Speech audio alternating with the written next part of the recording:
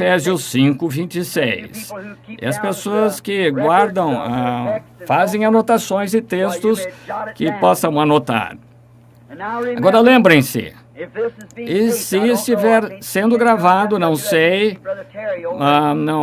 eu vejo o irmão Terry lá na sala de gravação, mas se estiver sendo gravado por qualquer ministro, em qualquer lugar, não é dirigido como desconsideração a seus ensinamentos, nem é dirigido às suas ovelhas. Essa mensagem e todas as outras mensagens que prego são dirigidas à minha congregação, não para a sua, mas a não ser que queiram recebê-la. As pessoas compram fitas, as pessoas em torno do mundo compram e as tocam. Muitas vezes escrevem, e sempre me dirijo a elas como membros de uma igreja. Converse com seu pastor. Agora, pastor, quero que saiba disso. Isso é apenas para a minha congregação. E tem direito de falar estas coisas porque foi designado pelo Espírito Santo para zelar por estas ovelhas. Ai de mim se não lhes disser o que acho ser a verdade e que virá. Não é para o mundo, o resto das igrejas. Faça o que Deus o mandar fazer. Não posso responder por você, nem você responder por mim, mas cada um de nós deve responder perante Deus por nosso ministério. Portanto, se tenho de responder por meu ministério, devo pregar da maneira que entendo e que me foi revelado. Então, que seja entendido. Agora, em Números 19, 9, queremos ler este texto, melhor, escritura. E um homem limpo ajuntará a cinza da bezerra e a porá fora do arraial num lugar limpo, e estará ela em guarda para a congregação. Notem, agora, para a congregação dos filhos de Israel, para a água da separação, expiação é. Notem, não para todos, para a congregação dos filhos de Israel. As águas da separação. Agora, no capítulo 5 de Efésios, e começando com o versículo 22. Vós, mulheres, sujeitavos a vossos maridos como ao Senhor, porque o marido é a cabeça da mulher, como também Cristo é a cabeça da igreja, sendo ele próprio o salvador do corpo. De sorte que assim como a igreja está sujeita a Cristo, assim também as mulheres sejam em tudo sujeitas aos seus maridos. Vós, maridos, amai vossas mulheres, como também Cristo amou a igreja e a si mesmo se entregou por ela. Agora, aqui está o que quero dizer. Para santificar, purificando-a com a lavagem da água pela palavra. Agora, este pequeno texto esta noite, se devo chamar de texto, e confio que as pessoas aqui, também na ligação telefônica, não farão pouco caso disto, pensando que significa de modo sacrílego, e ainda pegando um tema como este que pareceria como se fosse algo sacrílego. O tema que estou usando esta noite é o filtro do homem que pensa. Parece muito radical para um tema de um ministro que é tão contra o fumar, que pegasse um tema como este, o filtro do homem que pensa. Aconteceu outra manhã, quando saí para caçar esquilos, e vocês aí no rádio, no ar ou nas ondas telefônicas precisariam ver a expressão na face desta congregação quando anunciei meu tema. Vocês teriam rido, o filtro do homem que pensa. Bem, tudo aconteceu lá onde os anjos do Senhor apareceram para mim certa manhã, e pela palavra foram trazidos à existência os esquilos.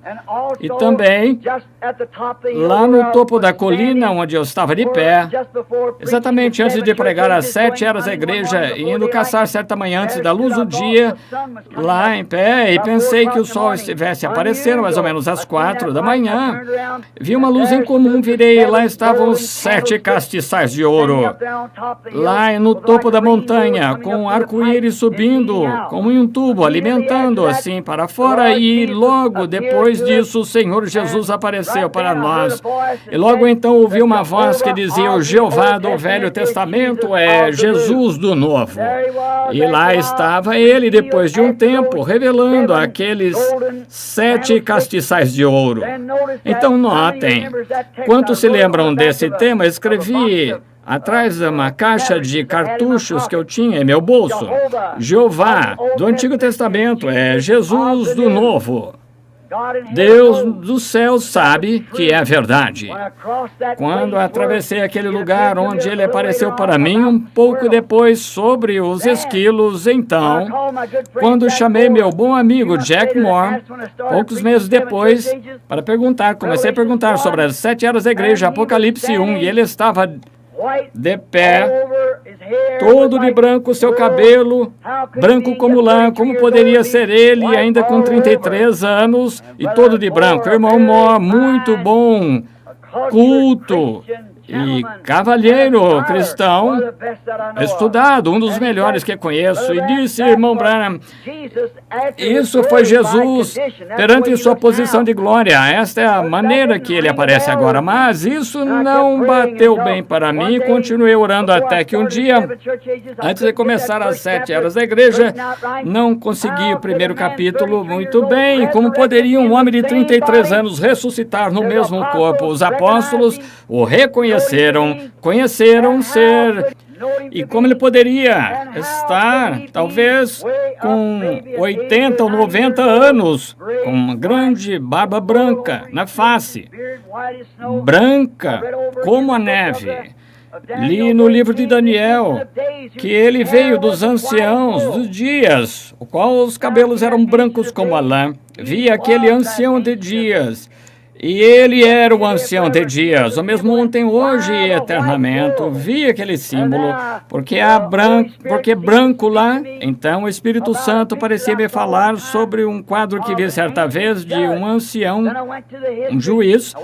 Foi a história da Bíblia, para encontrar, e os velhos juízes, como o sumo sacerdote em Israel, tinha de ter barba branca, grisalha e cabelo, porque o branco significava que ele era a autoridade suprema dos juízes de Israel. Mesmo hoje, algumas centenas de anos atrás, talvez nem tanto, todos os juízes ingleses, não importava quão jovem ou velhos fossem, usavam uma peruca branca para mostrar que não havia outra autoridade naquele reino acima de suas palavras. Suas palavras eram a conclusão do reino.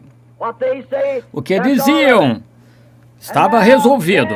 E agora vi que ele estava lá de pé, jovem, mas usando a peruca branca. Ele era a total e suprema autoridade. Ele era a palavra. E ele usando uma peruca branca. E então, depois alcançamos o sermão e saímos para o oeste, quando os anjos do Senhor apareceram lá para os 7 selos e subiu os céus, e que temos foto aqui, passou em torno do país, e lá estava ele de peruca, com aquela autoridade suprema. Ele é a cabeça da igreja, a cabeça do corpo. Não há nada em nenhum outro lugar como ele. Ele fez todas as coisas por si. Sem ele nada foi feito. Possui autoridade total nos céus e na terra.